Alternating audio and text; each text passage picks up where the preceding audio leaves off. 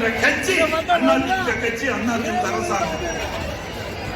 அது மட்டுமல்ல, ஒவ்வொரு முறையும் அம்மா இருக்கின்ற பொழுதும் சரி, அம்மா மறைக்கும் பிறகும் சரி, நான் முதலமைச்சர் இருந்த காலத்திலும் சரி, அந்த மீனவர்களை, நம்முடைய ராமேஸ்வரம் மீனவர்கள் இன்றைக்கு அடிக்கடி இலங்கை கடற்படையால் கைது செய்யப்பட்டு துன்புறுத்தப்படுகிறார்கள்.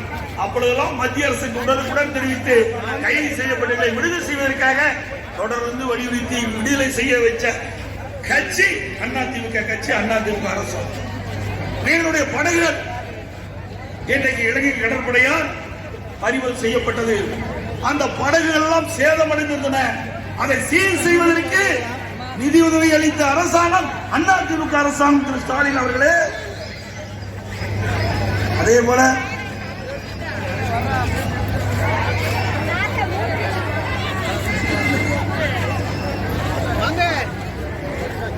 மீனவர்களுக்காக அனைத்து இந்திய அண்ணா திராவிட முன்னேற்ற கழகம் அரசு பல்வேறு நன்மைகளை செய்தது. பாக் கொலையிடா மாவட்டங்களில் இழுவை படகுகளை ஆழ்கடல் மீன்பிடிப்பு படகுகளாக மாற்றுவதற்கு மானியம் வழங்குகின்றது. பாக் கொலைவிடா பகுதியில் உள்ள இழுவை படகுகளுக்கு மாற்றாக ஆழ்கடல் சூறை மீன்பிடி படகுகளை கட்டுவதற்கு மத்திய மற்றும் மாநில அரசு ஒரு படகின் விலை 80 லட்சம் ரூபாய், அதுல 70 விழுக்காடு மானியம் வழங்கி செயல்படுத்தியது. ஒரு படகின் விலை 80 லட்சம் என்று வைத்துக் கொண்டால் 50 விழுக்காடு அரசின் மானியம், மீதி ஒரு பகுதி மாநில அரசு மானியம். மற்றொன்று அந்த படகு வாங்குகின்றவர்கள் முதலீடு போட வேண்டும், எஞ்சியது கடனாக வங்கி கொடுக்கின்றது. அப்படி அற்புதமான திட்டத்தை கொண்டு வந்து 500 படகுகள் இந்த மீனவர் மக்களுக்காக வழங்கப்பட்ட அரசாங்கம் அதிமுக அரசாங்கம். அதற்காக 286 கோடி அதிமுகவும் மத்திய அரசும் இந்த மீனவர்களுடைய நலன் காக்கப்பட்டது என்பதை நேரத்தில் சுட்டிக்காட்டுகின்றேன். 286 கோடியில 500 படகுகள் மீனவர்களுக்காக கொடுக்கப்பட்ட அரசாங்கம் அதிமுக அரசாங்கம். அதுக்காக பாடுபட்ட அரசாங்கம் அதிமுக அரசாங்கம். அது மட்டுமல்ல, இன்றைக்கு மீனவர்களை சேர்ந்த மீனவ இனத்தை சேர்ந்தவர்கள் அந்த மீனவ மக்களுடைய குரலை நாடாளுமன்றத்தில் ஒழிக்க வேண்டுவதற்காக அனைத்து இந்திய அண்ணா திராவிட முன்னேற்ற கழகத்திலே இன்றைக்கு பாண்டிச்சேரி உட்பட 40 நாடாளுமன்ற இருக்கிறார்கள். அதிலே தென் சென்னை நாடாளுமன்றம் ஏற்கனவே எம்பி ஜெயவர்தன் ஒரு மீனவர் சமுதாயத்தைச் சேர்ந்தவர். கன்னியாகுமரி அங்கே இருக்கின்ற நம்முடைய வேட்பாளர் இப்பொழுது கன்னியாகுமரியில் போட்டியிடும் நாடாளுமன்ற வேட்பாளர் பசலியான், அவரும் மீனவர் இடத்தைச் சேர்ந்தவர். பாண்டிச்சேரியில் போட்டியிடுகின்ற நம்முடைய வெற்றி வேட்பாளர் தமிழ்வேந்தர், அவரும் மீனவர் இனத்தைச் சேர்ந்தவர். இதுவரை எந்த ஒரு கட்சியும் 3 நாடாளுமன்ற வேட்பாளரை நாடாளுமன்ற கட்சிக்காக நிறுத்தப்பட்டது கிடையாது. ஆக அனைத்து இந்திய அண்ணா திராவிட முன்னேற்ற கழகம் ஒன்றுதான் 3 நாடாளுமன்ற தொகுதியிலே மீனவ சமுதாய நண்பர்களை வேட்பாளராக நாம் நிறுத்தப்பட்டிருக்கின்றோம். இவர் வெற்றி பெற்று வருகின்ற பொழுது நம் மீனவர்கள் படுகின்ற பாடு துன்பங்கள் அத்தனையும் நம்முடைய குரலை நாடாளுமன்றத்தில் ஒழிப்பார்கள். நம்முடைய வெற்றி வேட்பாளர் இங்கே இருக்கின்ற மீனவருடைய பிரச்சனை அவரோடு சேர்ந்து குரல் கொடுப்பார் என்பதை நேரத்தில் சுட்டிக்காட்ட விளைகின்றேன். அது மட்டுமல்ல, இன்றைய தினம் அனைத்து இந்திய அண்ணா திராவிட முன்னேற்ற கழகத்தில் விவசாய தொழிலாளி மீனவர்கள் மீன்பிடி தொழில் ஈடுபட்டவர்களுக்கு வீடுகள் கட்டி கொடுத்தோம், பசு வீடுகளை கொடுத்தோம், அதையும் நிறுத்தப்பட்டு விட்டார்கள். இந்த விடியா திமுக அரசு அது நிறுத்தப்பட்டு விட்டது. பாரத பிரதமர் வீடு கட்டு திட்டம் அதுவும் இன்னைக்கு நிறுத்துகின்ற சூழ்நிலைக்கு தள்ளப்பட்டு விட்டது. ஏழைகளுக்கு இன்றைக்கு வீடு கட்டுகின்ற சூழ்நிலை இன்றைக்கு இந்த ஆட்சியில் கைவிடப்பட்டது. அனைத்து இந்திய அண்ணா திராவிட முன்னேற்ற கழகம் வெற்றி வேட்பாளர் வெற்றி பெற்று வருகின்ற பொழுது 2026 உங்களுடைய மிகப்பெரிய ஆதரவோடு அதிமுக ஆட்சி வளர அந்த விவசாய தொழிலாளி ஏழைகளுக்கு பசு வீடுகள் கட்டித்தரப்படும். பிரதமர் வீடு கட்டி திட்டத்தின் மூலமாக நாடாளுமன்றத்தில் குரல் கொடுத்து மீண்டும் அந்த திட்டம் துவங்குவதற்கான நடவடிக்கை அதிமுக எடுக்கும். அதே போல அனைத்து இந்திய அண்ணா திராவிட முன்னேற்ற கழக அரசுக்கு போது நான் முதலமைச்சர் காலகட்டத்திலே இது ஒரு வறட்சியான மாவட்டம், ஏழை மக்கள் நிறைந்த மாவட்டம், தொழிலாளி நிறைந்த மாவட்டம். இந்த மாவட்டத்தினுடைய கோரிக்கை, எங்களுடைய சட்டமன்ற கோரிக்கை, நான் முதலமைச்சர் அந்த காலகட்டத்தில் இந்த மாவட்டத்திற்கு மருத்துவக் கல்லூரி மருத்துவமனை கொடுத்த, மருத்துவக் கல்லூரி மருத்துவமனை கொடுத்த, பிரம்மாண்டமான மருத்துவக் கல்லூரி, பிரம்மாண்டமான மருத்துவமனை.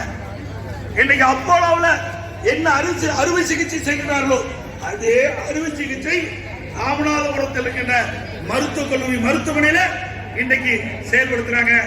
இப்படி ஏழை மக்கள் நிறைந்த பகுதியிலே அனைத்து இந்திய அண்ணா திராவிட முன்னேற்ற கழக அரசு நான் முதலமைச்சர் காலத்தில் 400 கோடியில இந்த திட்டத்தை கொண்டு வந்து நிறைவேற்றி உங்களுக்காக, ஏழைகளுக்காக, இந்த விவசாயிகளுக்காக நல்ல அற்புதமான மருத்துவமனை கொடுத்த அரசாங்கம் அதிமுக அரசாங்கம். இப்படி ஒரு திட்டமாவது திமுக ஆட்சியில் கொண்டு வந்திருக்காங்களா? ஒரே ஆண்டில் 11 அரசு மருத்துவக் கல்லூரி மருத்துவமனை கொண்டு வந்து வரலாற்று சாதனை படைத்தோம் நாங்கள். ஆட்சி பொறுப்பேற்று 3 ஆண்டு காலம் ஆகிறது. 3 ஆண்டு காலத்துல ஒரு மருத்துவக் கல்லூரி மருத்துவமனை கொண்டு வந்திருக்கீங்களா? இல்ல. நீங்க வெற்றி பெற்று என்ன செய்ய போறீங்க நாட்டு மக்களுக்கு? ஆகவேதான் அனைத்து இந்திய அண்ணா திராவிட முன்னேற்ற கழகம் வெற்றி பெற்றால் தான் மக்கள் என்னப்படி செயல்படுத்த முடியும், மக்களுக்கு தேவையான திட்டங்கள் கிடைக்கும், அதனால் மக்கள் நன்மை பெறுவார்கள்.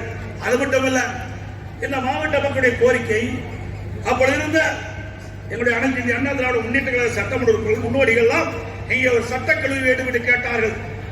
இந்த ராமநாதபுரம் மாவட்டத்திற்கு ஏழை எளிய மக்கள் வசிக்கின்ற பகுதி இந்த மாணவ மாணவிகள் குறைந்த கட்டணத்திலே சட்டம் பயில சட்டக்கல்லூரியும் நான் தான் கொண்டு வந்தேன். மருத்துவக் கல்லூரி மருத்துவக் கல்லூரி மருத்துவமனையும் நாங்க தான் கொண்டாந்தோம், சட்டக்கல்லூரி நாங்க தான் கொண்டாந்தோம். அதனால ஏழை எளிய அடித்தட்டிலே வாழ்கிறவர்கள் குறைந்த கட்டணத்திலே சட்டம் பயிரலாம். இந்த கட்சியில திராவிட முன்னேற்ற கழகம் ஆட்சிக்கு வந்து 3 ஆண்டு காலம் ஆகிறது. ராமநாதபுரம் மாவட்டத்திற்கு ஒரு பெரிய திட்டமாவது கொண்டு வந்திருக்கிறார்களா?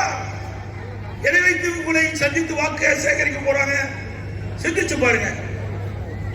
நான் தேர்தல் நேரத்திலே எங்களுக்கு வாக்களிப்பதற்காக உங்களை எனக்கு கேட்கவில்லை. நீங்கள் தராசரி இடம் போட்டு பாருங்கள்.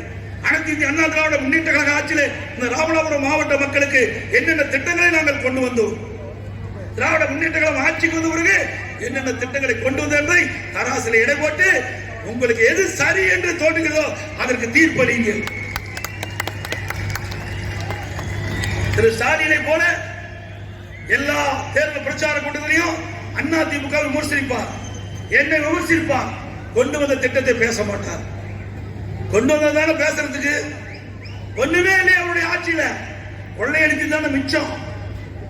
3 ஆண்டு காலம் என்ன செஞ்சாங்க? ஒரு நிதியமைச்சர் சொன்னார், எல்லா ஆடியோலையும் நீங்க பார்த்திருப்பீங்க, எல்லாருக்கும் தெரியும், தெரிஞ்ச விஷயத்தை நான் சொல்றேன். திரு சபரீஸ்வரன், திரு ஸ்டாலினுடைய மருமகன், உதயநிதி ஸ்டாலின் திரு ஸ்டாலினுடைய மகன், திரு சபரீசன், திரு உதயநிதி ஸ்டாலின் இருவரும் 2 ஆண்டு காலத்தில் 30,000 கோடி ஊழல் செய்து அந்த பணத்தை என்ன செய்வது என்று தெரியாமல் தடுமாறிக் கொண்டிருக்கிறார் என்று ஆடியோவில் பேசுறார். யாரு? திமுக அமைச்சரவையில் இருக்கின்ற ஒரு நிதி அமைச்சர் பேசுறார். சாதாரண பேசலீங்க, எதிர்கட்சி தலைவர் பேசல. திமுக அமைச்சரவையில் அங்க வைக்கின்ற ஒரு நபரே, அது படித்தவர், விவரம் தெரிந்தவர், அவரே இப்படிப்பட்ட கருத்தை சொல்லுகின்ற பொழுது மக்கள் சிந்திக்கிறாங்க. அதான் பெரிய சந்தேகம் ஏற்படுது. அண்மையில ஸ்பெயின் நாட்டிற்கு சென்றார், துபாய் நாட்டிற்கு சென்றார், தொழில் முதலீட்டு ஈர்ப்பதற்கு என்று சொன்னார். தொழில் முதலீட்டு ஈர்க்கல்ல, ஏற்கனவே 30,000 கோடி உருண்டு விரண்டு கொண்டிருக்கிறது, தடுமாறி கொண்டிருக்கிறது 30,000 கோடி, அதை முதலீடு செய்ய போகிறார் என்று மக்கள் சந்தேகப்படுகிறார்கள். ஏன்னா ஸ்பெயின் நாட்டிற்கு 2 மாசத்துக்கு முந்தி போனார், அங்க போய் தொழில் முதலீட்டு ஈர்ப்புன்னு சொல்லிட்டு போனார். அந்த நாடு இன்னைக்கு பொருளாதாரத்தில் நசுங்கி இருக்கின்ற போது எங்க தொழில் முதலீட்டு அங்க ஈர்க்க முடியும்? அங்க போய் தமிழ்நாட்டை சேர்ந்த தொழில் அதுக்குள்ள அங்க வரவழைச்சு அங்க ஸ்பெயின்ல புரிதல் ஒப்பந்தம் போடுறாங்க. ஏன் தமிழ்நாட்டில் இருக்கிற தொழிலாளர்களை சென்னைக்கு அழைச்சி புரிதல் ஒப்பந்தம் போட்டுக்கலாம்ல? இல்ல, இதுலதான் சந்தேகம் ஏற்படுகிறது. நிதியமைச்சர் சொன்னவாறு அந்த 30,000 கோடி எங்கெங்கெல்லாம் போகுது என்று மக்களுக்கு சந்தேகம் ஏற்படுகிறது. திரு ஸ்டாலின் அவர்களே, விளக்க வேண்டிய கடமை உங்களது. அனைத்து இந்திய அண்ணா திராவிட முன்னேற்ற கழக அரசு 2026 அமையும். இதற்கு பதில் சொல்லி ஆக வேண்டும் திமுக அரசாங்கம். அதே போல ராமேஸ்வரத்தில் நம்முடைய மறைந்த ஜனாதிபதி அப்துல் கலாம் அவருடைய பேர்ல அரசு மற்றும் அறிவியல் கல்லூரி நான் முதலமைச்சர் இருக்கும் போது அறிவித்தேன். இன்னைக்கு ஸ்டாலின் பேசுறாரு, சிறுபான்மை மக்களுக்கு பாதுகாவலாளர் இருப்புன்னு பேசுறாரு. இன்னைக்கு நம்முடைய நாட்டுடைய ஜனாதிபதி தேர்தல் வந்தது. அப்பொழுது இதே புரட்சி தலைவி அம்மா அவர்கள் மரியாதைக்குரிய அப்துல் கலாம் அவர்களை ஜனாதிபதி வேட்பாளரை ஆதரித்தார்கள். அப்பொழுது திராவிட முன்னேற்ற கழகம் அவரை எதிர்த்து போட்டியிட ஆதரித்தார். அப்பொழுது தேர்தல் வந்தது. அப்பொழுது இதே புரட்சி தலைவி அம்மாவுடைய ஆணைப்படி அனைத்து இந்திய அண்ணா திராவிட முன்னேற்ற கழக சட்டமன்ற நாடாளுமன்ற மரியாதைக்குரிய மறைந்த அப்துல் கலாம் அவர்களுக்கு வாக்களித்து இந்திய நாட்டுடைய ஜனாதிபதி ஆக்குறாங்க. நீங்களா சிறுபான்மை மக்களை ஆதரிக்கக்கூடியவர்கள் சந்தர்ப்பவாதிகள். திராவிட முன்னேற்ற கழகத்தை சேர்ந்தவர்கள் சந்தர்ப்பவாதிகள். அது மட்டுமல்ல, பரமக்குடியில் அரசு கலைக்கல்லூரி அதிமுக ஆட்சியில் துவக்கப்பட்டது. உத்தரகாச மங்கில மிளகாய் பதப்படுத்த கூட 3 கோடியில பரமக்குடி புறவழிச்சாலை அதிமுக ஆட்சியில் அமைக்கப்பட்டது. இன்றைக்கு மாவட்டம் முழுவதும் பல்வேறு நெடுஞ்சாலைகள், உள்ளாட்சி சாலைகள் இன்றைக்கு 1000 கோடிக்கு மேலாக செலவழிக்கப்பட்டது. அருமையான சாலைகள் அமைக்கப்பட்டது. அதுபோல தடுப்பணைகள் அதிமுக ஆட்சியில் கொண்டு வந்தோம். குடிமராமத்து திட்டம் இந்த பகுதி விவசாயிகள் இந்த பகுதி ஏரி குளங்கள் எங்கெல்லாம் இருக்கின்றதோ அங்கெல்லாம் தூர்வாரப்பட்டு அந்த ஏரிகள் ஆழப்படுத்தப்பட்டு பெய்கின்ற மழைநீர் அங்கேயே தேங்கி நிலத்தடி நீர் உயர்ந்து வேளாண் பெருமக்களுக்கு கிடைச்சது. அந்த முழுக்க விவசாயிகள் பங்களிப்பு போற திட்டத்தை நிறைவேற்றிடும். அந்த விவசாயிகள் மண்டன மண்ணை இலவசமாக அள்ளிக்கொண்டு அவருடைய விளைநிலங்களுக்கு இயற்கை உரமாக பயன்படுத்திய காட்சி அதிமுக ஆட்சியில் பார்க்கப்பட்டது. ஸ்டாலின் அவர்களே, ஒரு குடி மண் அள்ள முடியுமா? போ விவசாயிகளை கொண்டு போக முடியுமா? அதிமுக ஆட்சியில எல்லா விவசாயிகளும் மனதார பாராட்டினார்கள். இன்றைக்கு ஏரி குளம் குட்டையில் இருக்கின்ற வண்டல் மண்ணை எல்லாம் அள்ளி கொண்டு போய்க்கூடிய திட்டத்தை கொண்டு வந்து நடைமுறைப்படுத்திய அதிமுக அரசுக்கு பாராட்டை தெரிவித்தார்கள். அது மட்டுமல்ல, இன்னைக்கு அறிவுபூர்வமான கல்வி கொடுத்துட்டு இருந்தோம். மாணவ செல்வங்களுக்கு மடிக்கணினி கொண்டு வந்த திட்டம் இன்றைக்கு எல்லா அரசு பள்ளியில் படிக்கின்ற மாணவர்கள் திறமையானவர்களாக விஞ்ஞான கல்வி கிடைக்கக்கூடிய வாய்ப்பை அம்மா உருவாக்கி தந்தாங்க. இன்னைக்கு 10 ஆண்டு காலம் அனைத்து இந்திய அண்ணா திராவிட முன்னேற்ற கழக ஆட்சியில 52,30,000 மாணவ மாணவிகளுக்கு 7,300 கோடி நிதி ஒதுக்கீடு செய்யப்பட்டு லேப்டாப் கொடுத்தோம். எல்லா மாணவி மடியில மடிக்கணினி விளையாடிச்சு. இன்றைக்கு மாணவர் இளைஞர் போதிலே தடுமாறி கொண்டிருக்கிற காட்சி இந்த அவலாட்சியிலே பார்க்கப்படுகிறது. அதையே நிறுத்திட்டாங்க. ஒரு மடிக்கணினி 12,000 ரூபாய். எந்த மாநிலத்தில் கொடுத்தாங்க? தமிழ்நாட்டில் தான் கொடுத்தாங்க. அதிமுக ஆட்சியில் தான் கொடுத்தாங்க. அம்மா கொடுத்தாங்க, தொடர்ந்து நான் கொடுத்தோம். தாலிக்கு தங்கம் அதையே நிறுத்திட்டாங்க. அவருடைய தேர்தல் அறிக்கையில குறிப்பிட்டாங்க. திமுக தேர்தல் அறிக்கையில குறிப்பிட்டாங்க 20 திருமண உதவி திட்டம் 25,000 30,000 உயர்த்தப்படும், 50,000 60,000 உயர்த்தப்படும். திட்டத்தையே ரத்து பண்ணிட்டாங்க. மூச்சுக்கு 300 தடவை திரு ஸ்டாலின் பேசுறார். திராவிட முன்னேற்ற கழகத்துடைய தேர்தல் அறிக்கை 98% நிறைவேற்றப்பட்டது. அப்புறம் எதுக்கு ரத்து பண்ணீங்க? இன்னைக்கு அனைத்து இந்திய அண்ணா திராவிட முன்னேற்ற கழக ஆட்சி அம்மா இருக்கின்ற பொழுது தாலிக்கு தங்க திட்டத்தை கொண்டு வந்து ஏழை குடும்பத்தில் பிறந்த பெண்களுக்கு திருமணம் ஆகின்ற பொழுது ஒரு சவரன் ஒரு பவுன் இன்னைக்கு 52,000 ரூபாய்க்கு விற்குதுங்க.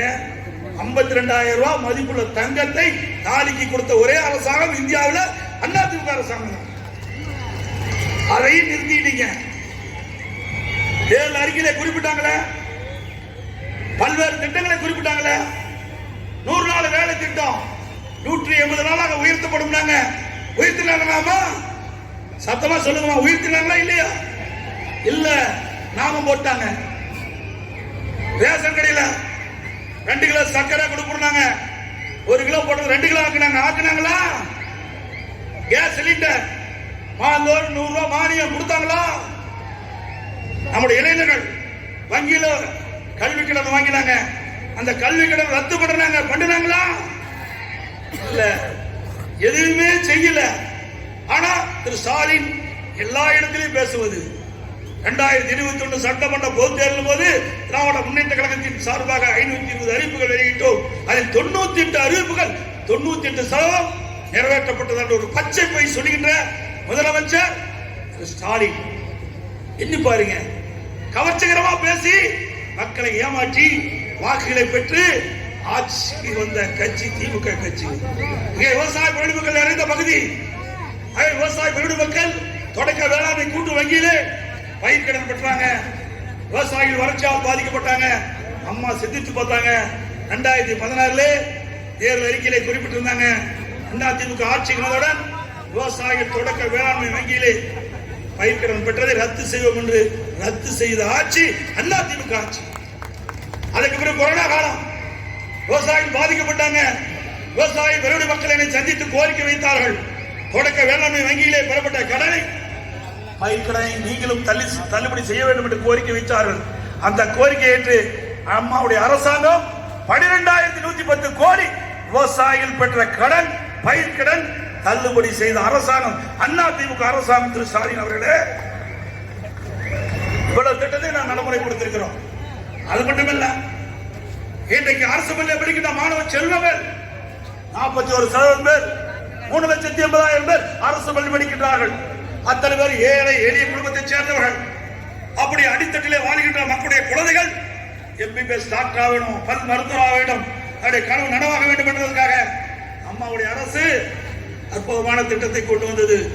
7.5% உள் இடஒதுக்கீடை கொண்டது சட்டம் இயற்றப்பட்டு அமல்படுத்தப்பட்டு இன்றைய தினம் ஏழை எளிய குடும்பத்தில் பிறந்த அரசு பள்ளியை படித்த மாணவ செல்வங்கள் 2,160 பேர் எம்பிபிஎஸ் படிக்கிறாங்க, பல் மருத்துவரா படிக்கிறாங்க. இதுதான் திரு ஸ்டாலின் சாதனை. ஏழைகளை வாழ வைப்போம் என்று பொன்மலைச்செல்வன் புரட்சித் தலைவர் எம்ஜிஆர் சபதம் ஏற்றாரே, அதை அதிமுக அரசு நிறைவேற்றப்பட்டது. புரட்சித் தலைவர் கண்ட கனவு, அம்மா கண்ட கனவை அதிமுக அரசு செயல்படுத்தது.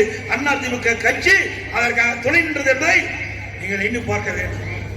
இப்படி ஒவ்வொரு திட்டமாக அதிமுக ஆட்சியில் தான் கொண்டு வரப்பட்டது என்ற செய்தி இந்த நேரத்தில் தெரிவித்து வருகின்ற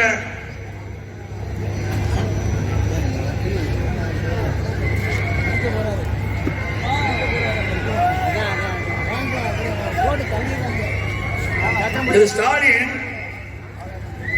ஒரு அறிவுஜீவி மாதிரி பேசுறாரு. ஏதோ எடப்பாடி பழனிசாமி அவதூறா பேசிட்டு இருக்காரு, அவருக்கு ஒண்ணுமே கிடையாதுங்கிறாரு. அறிவுஜீவியை எப்படி பேசுறாருன்னு நம்ம எல்இடியில பாருங்க. எல்இடி இல்லையா? எல்இடியில பாருங்க.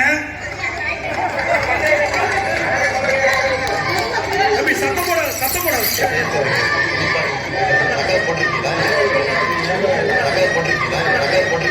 சவுண்ட் கம்மி வைப்பா. மறுபடியும் போடு, சவுண்ட் கம்மி வை.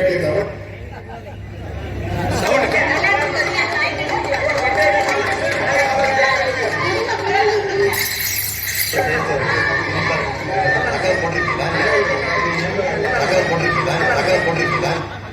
சக்கரை போட்டுதான் கேட்கிறாரு. 234 சட்டமன்றங்கள் இருக்கிறது. 234 ஒரு ஆட்சி இருக்கணும்னா அது 50% மேல இருக்கும். 117 இருக்கணும். ஆக இன்றைக்கு திராவிட முன்னேற்ற கழகம் 87, காங்கிரஸ் கட்சி கூட்டணி நம்மோடு 8. அதற்கு பிறகு இந்திய முஸ்லிம் லீக் கட்சி 1. 107. 107 இருக்கிறோம். இந்த 107 நீங்க ஒட்டுமொத்தமாக கூட்டி போட்டு எப்படி சிறப்பா கணக்கு போடுறாங்க. 25ஆம் தேதி குடியரசு நாளில் கவனம் ஏற்போம்.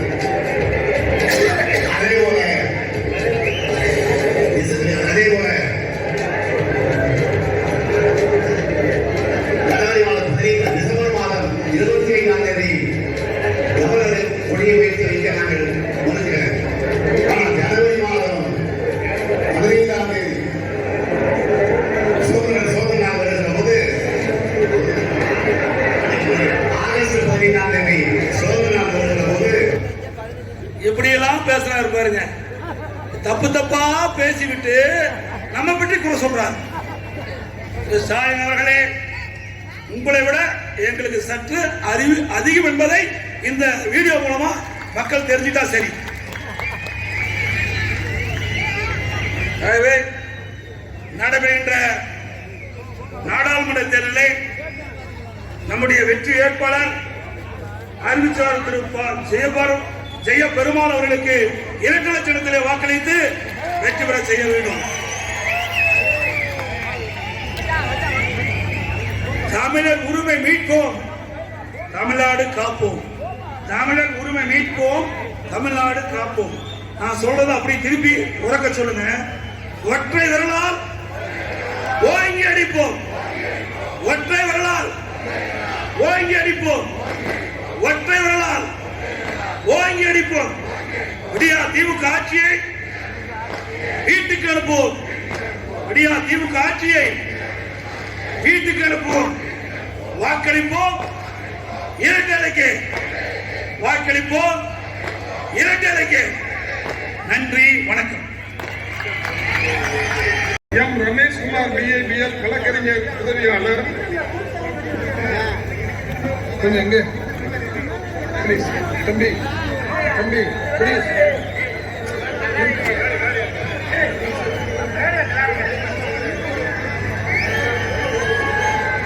கே முருகவேல் வழக்கறிஞர் உதவியாளர். எம் ரமேஷ்குமார் பிஏபிஎல் வழக்கறிஞர் உதவியாளர். தண்டாயுதபாணி பிஏ எல்எல்பி, வளநாடு காளியம்மாள் பிஎஸ்சி பிஎல் ஆகிய 16 வழக்கறிஞர்கள் அனைத்து இந்திய அண்ணா திராவிட முன்னேற்ற கழகத்தில் தங்களை இணைத்துக் கொள்கிறார்கள் என்பதை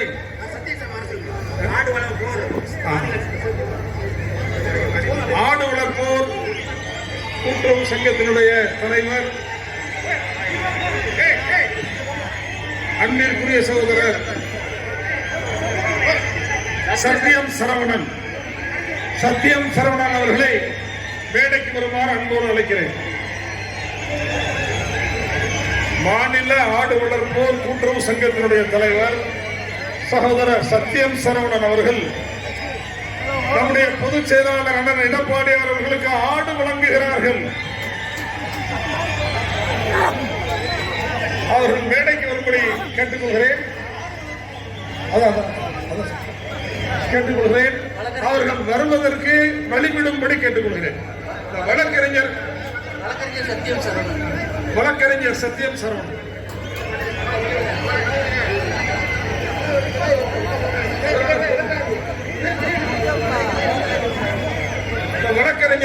சரவணன் அவருக்கு வழிவிடுங்க ப்ளீஸ், கொஞ்சம் வழிவிடுங்க. இந்த ராமேஸ்வரம் பிஜி சேகர்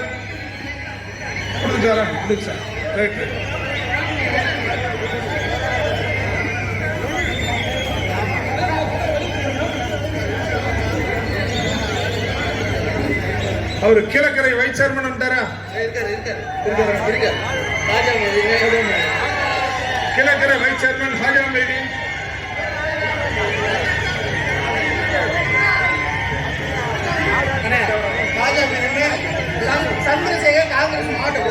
சந்திரசேகரன் காங்கிரஸ் மாவட்ட பொதுச் செயலாளர். அப்புறம் முனியசாமி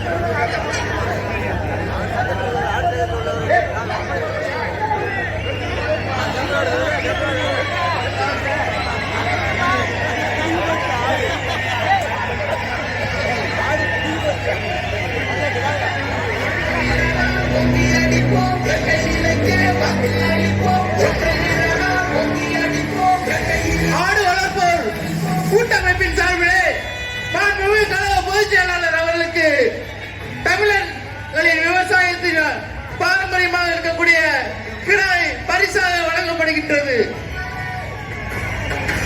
தமிழர்களுக்கு விவசாயிகளின் உரிமையை மீட்டுக் கொடுத்த மாண்புமிகு கழக பொதுச் செயலாளர் புரட்சி தமிழர் எடப்பாடியார் அவர்களுக்கு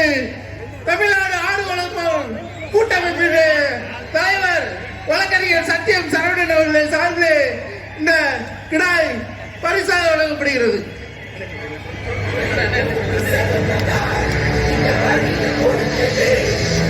கழகத்தினுடைய நிரந்தர பொதுச் செயலாளர் அவர்களுக்கு இங்கே சத்யன் அவர்கள் ஆடு வளர்ப்பு சங்கத்தின் சார்பிலே சத்யம் சரவணன் அவர்கள் இங்கே வெற்றியின் அடையாளமாக இரட்டை இலையின் அடையாளமாக 2 கிடாய்களை கொடுத்து எதிரிகளை தும்சம் செய்கின்ற வகையிலே புரட்சி தமிழர் ஐயா எடப்பாடியார் வெற்றி வெற்றி வெற்றி என்கிற அடிப்படையிலே இந்த ராமநாதபுரம் சீவை அனைத்து இந்திய அண்ணா திராவிட முன்னேற்ற கழகத்துடைய கோட்டை புரட்சி தமிழர் ஐயா எடப்பாடியாருடைய கருத்தை வலுப்படுத்த ஜெயம் பெருமாள் இரட்டை இலையிலே வெற்றி பெற்றார் என்கிற செய்தி புரட்சி தமிழர் ஐயா எடப்பாடியாருடைய கரங்களிலே ஒப்படைக்க உறுதி ஏற்போம்.